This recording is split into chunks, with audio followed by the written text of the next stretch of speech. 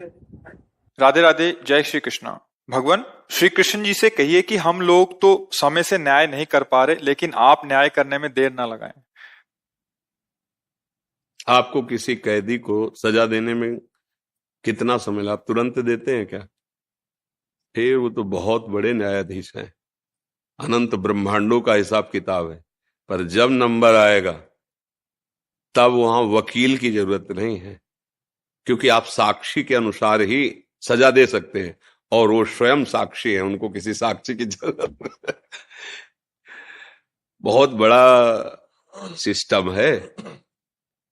पर जिस दिन हिसाब होगा, अब देखो, जैसे लोग कहते हैं कि भगवान को तुरंत कर देना चाहिए। आपके हाथ में कैदी भी है, आपके हाथ में साक्ष्य भी है, लेकिन आप तुरंत नहीं कर सकते। उस पर कई तरह के विचार करने पर, और फिर उसको आजीवन सजा। गलती हुई 15 मिनट की, सजा आजीवन की हुई, पर सजा देते देते कई महीने लग जाते हैं, वर्षों लग जाते हैं। पर जब सजा दे दी गई, सुना दी गई, अब कोई उसकी काट नहीं होती, फिर उसको दंड भोगना पड़ेगा।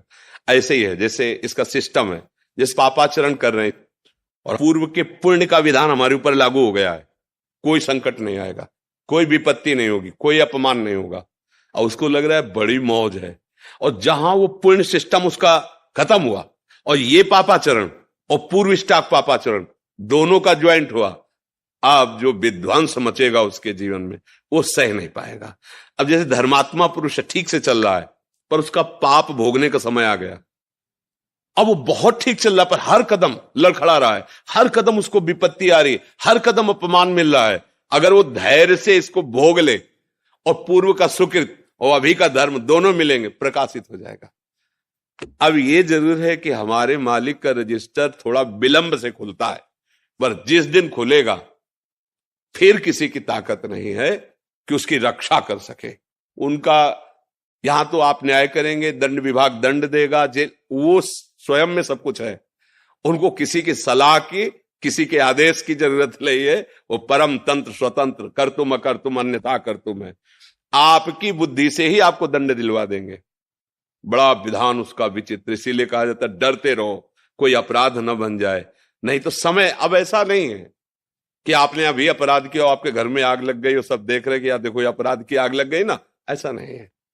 अपराध किया है आप, उसका दंड मिलेगा, सिस्टम है उसका, कानून जैसे यहाँ का कानून। अब तुरंत तो ऐसा नहीं कि फांसी में चढ़ा दिया, बिल्कुल सब गवाही फिट है, तो ऐसे तुरंत ले जाकर फांसी में चढ़ा दोगे क्या? पहले आपके द्वारा वो पूर्ण निरीक्षण होगा, हाँ बिल्कुल साबुत पक्के हैं, बिल्कुल गवाही पक्की है, अब उसका निश्चय करके।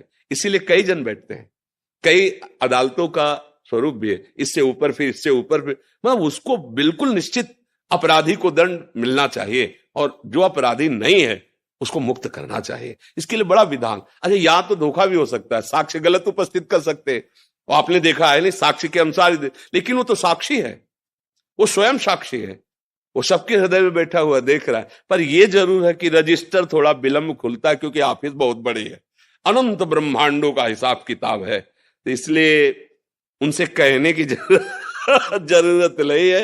वो आपकी भी बुद्धि में बैठे हुए हैं और चराचर जगत की बुद्धि में। तो इसलिए जो भगवान आपको प्रेरित कर रहे हैं, आप अपने धर्म का पालन करते हुए सत्य पे चलिए, तो आपकी बुद्धि में ही सारथी बने बैठे हुए हैं, वो आपके ही हृदय में बैठे हुए हैं वो।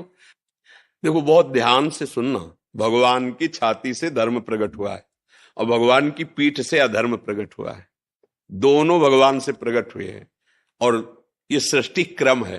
बोले भगवान ने अधर्म रचा ही क्यों? दिन है तो रात है, स्तुति है तो निंदा, इसी को तो माया भगवान ने रचा, इसी को खेल रचा है।